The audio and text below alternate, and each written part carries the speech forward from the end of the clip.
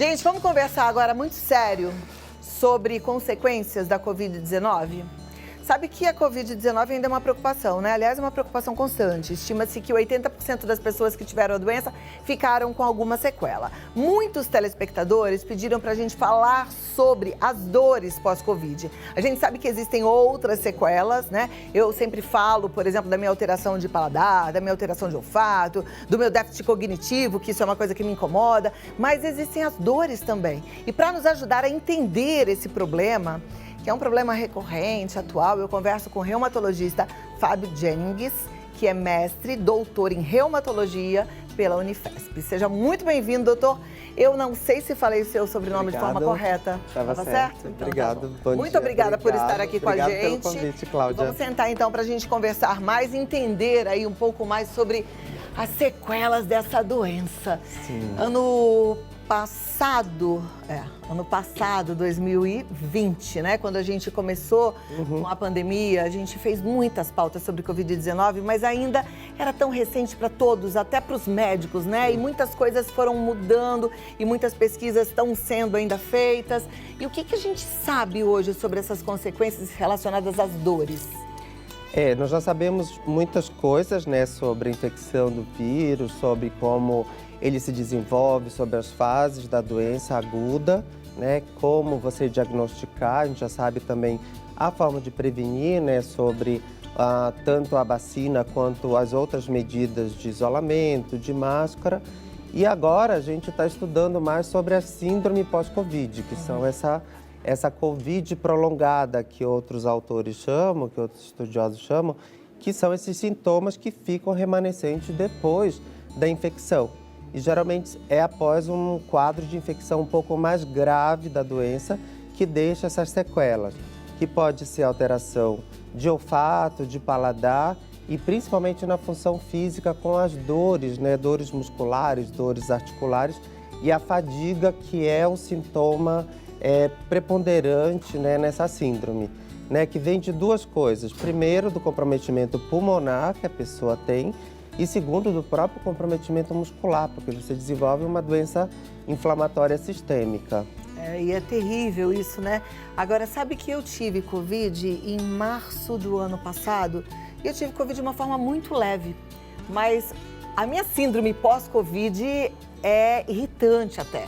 Né? Foi como eu falei, eu ainda não sinto o gosto das coisas como eu sentia antes, algumas eu não consigo nem mais olhar, né? A fadiga ela continua mesmo quase após 2 anos de doença.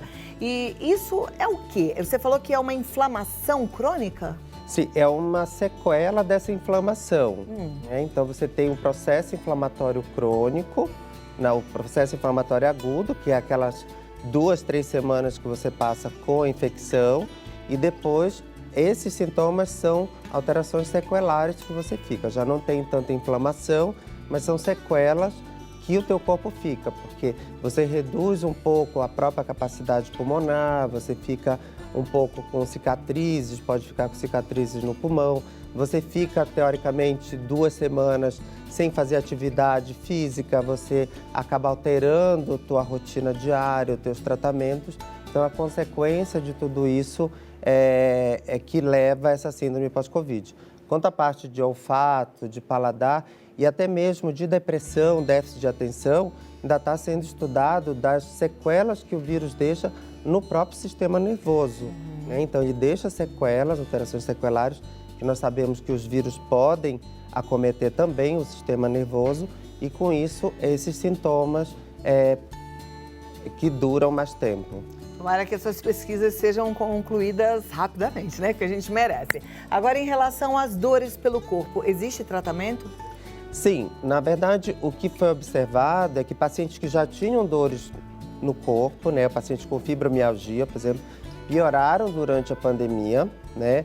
Por conta de vários fatores, né? O isolamento social, você para de fazer atividade física, muitas pessoas abandonaram os tratamentos que estavam fazendo com medo que o tratamento fosse interferir na própria doença, né?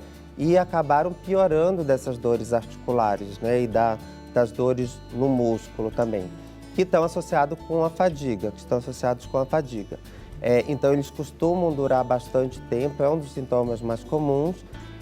E o tratamento disso, primeiro, é a pessoa tratar a sua doença de base. Então, se a pessoa tem artrite, se a pessoa tem fibromialgia, se tem artrose, tratar essa doença para também tentar minimizar esses sintomas. E o tratamento principal, que eu falo que é a coisa boa, é não medicamentoso, né, também, que é o exercício físico, é o exercício para fazer. Inclusive para olfato, para paladar, você tem uma fisioterapia, né, olfatória, quer dizer, eu vou te falar, você vai fazendo exercício para voltar, né? Para voltar. Eu já até ensinei aqui, já mostrei, já fiz, assim como Sim. déficit cognitivo, eu me voluntariei na pesquisa da USP, fazendo os exercícios de neuropsicologia, mas é complicado, viu, doutor? Eu vou te falar, meu depoimento aqui pessoal e muito sincero, é muito complicado.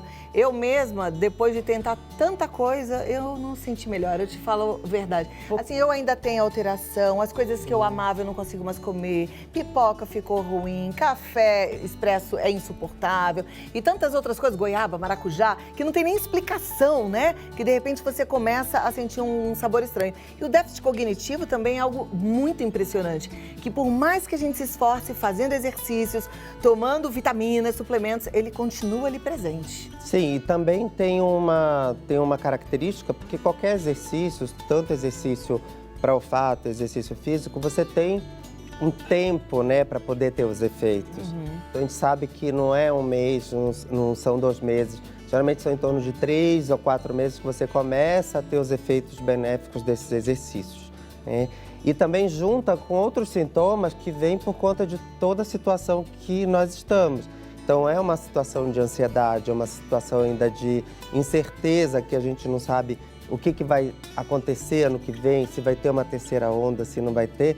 Então isso tudo acaba meio que exacerbando esses sintomas, né? Porque o déficit de atenção pode também estar ligado com a ansiedade, né? E pode piorar esse sintoma, esse quadro.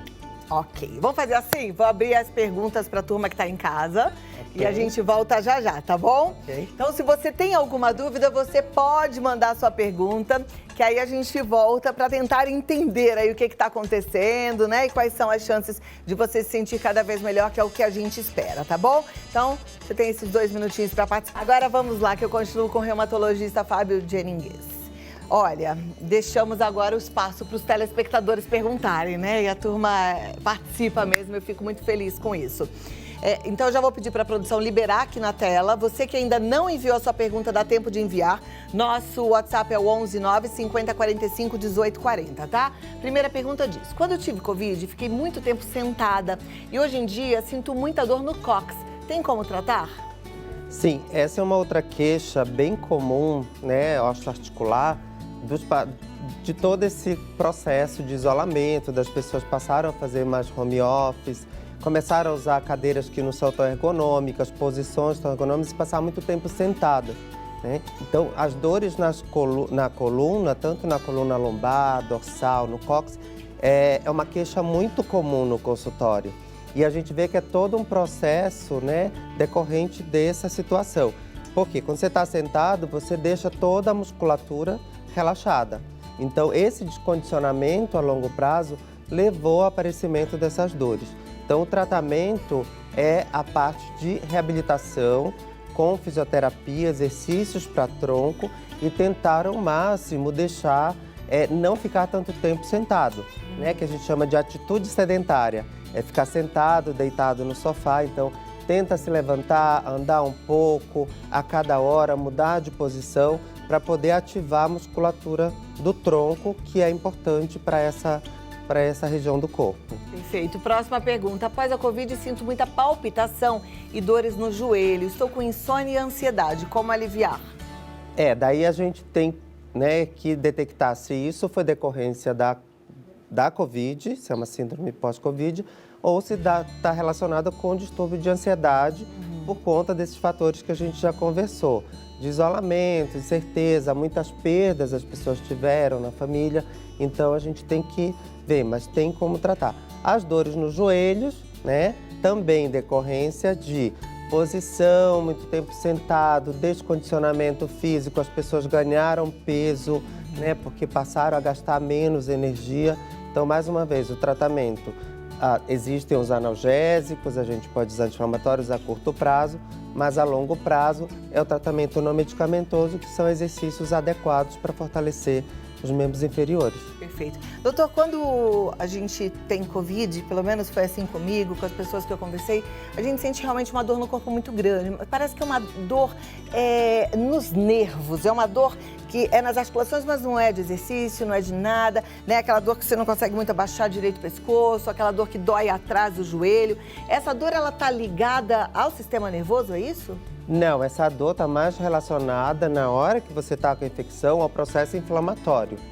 Né? O processo inflamatório do corpo, porque o vírus provoca uma reação inflamatória que você fica com o corpo inteiro, com circulação de citocinas, né, que são substâncias inflamatórias, que levam essas dores nos músculos, nas articulações, que a gente chama de mialgia, que é parecido até com aquela dor.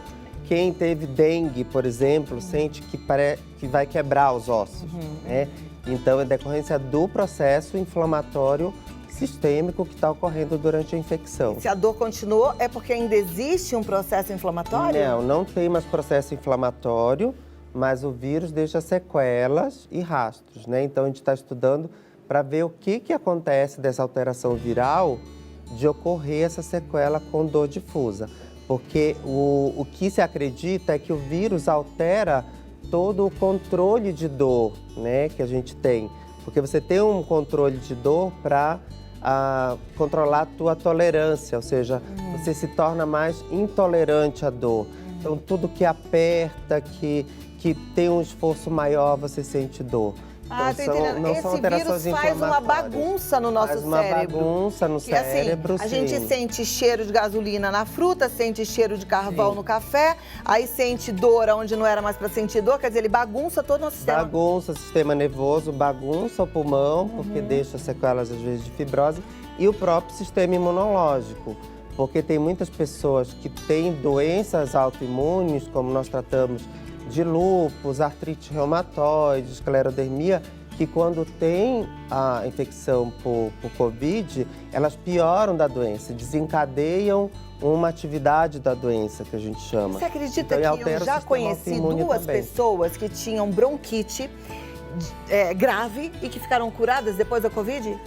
Daí já é um outro aspecto que provavelmente durante a Covid, os medicamentos que foram usados para inflamação, que muitas vezes a gente usa o corticoides, corticosteroides, pode ter melhorado o processo da bronquite. Será? Então, tem vários aspectos desses quadros. Aí tem que ser avaliado individualmente, porque a manifestação é muito variada, né, de paciente para paciente. Tem uns que é mais olfato, paladar, outros é mais pulmão, outros é mais articulação, dor no corpo. Então, cada um a gente vai trabalhando individualmente. Deve ter sido uma loucura para vocês nesse período todo de Covid, com uma doença tão nova, né? E com tantas descobertas. Sim, e também com a vacina, né? Porque tem muitos pacientes com dúvida sobre se toma, se não toma vacina. A orientação da gente é vacinar todo mundo, porque o risco de você ter um efeito colateral da vacina é muito menor do que o risco de você desenvolver sintomas graves que vai deixar sequelas muitas vezes que são bem catastróficas. Mesmo que não seja uma Covid forte, a sequela pode ser forte, desagradável, né? É o que eu tô falando. Eu não tive nada demais e tenho sequelas que não são boas. Então, eu também acho que tem que vacinar. Mas uma coisa que é importante é não perder a paciência, continuar fazendo os exercícios, né? Porque o efeito é demorado, mas o efeito vem, tanto os exercícios para olfato, para o déficit cognitivo e para o corpo. Então, a atividade física é fundamental nesse processo. Aliás, para todo mundo, né, doutor? Para todo mundo, né? E agora, muito mais. Mais ainda. Você teve Covid? Não tive. Não? A gente vacinou, a gente participou desde os estudos, né, que foi da vacina, da universidade. Então, eu já estou vacinado há mais de um ano, porque eu participei do estudo da vacinação. Temos mais tempo? Não? Nenhuma perguntinha? Produção cruel. Poxa, ficamos aí com vontade demais.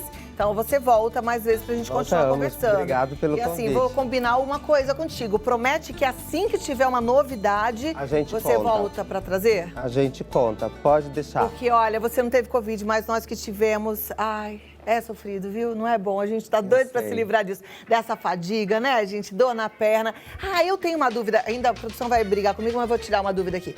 É uma hipersensibilidade. Você já ouviu falar sobre isso? Sim, que a gente chama de vez em quando vem uma alodinha. coisa assim, né? Que parece que a pele tá em carne viva. Isso, que às vezes até a roupa incomoda, Isso. mas isso é decorrente do descontrole da dor, né?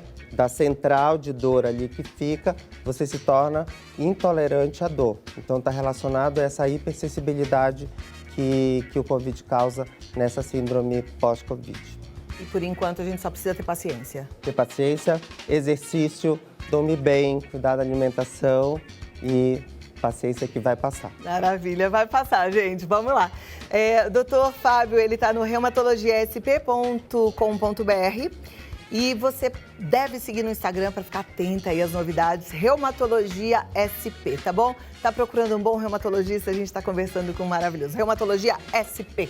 Muito obrigada, doutor, e até a próxima. Até a próxima. Foi um prazer te receber. Boa tarde. Vem cá comigo e a gente continua aqui, né? Doutor Fábio falou, o importante é a gente dormir bem, fazer uma boa alimentação.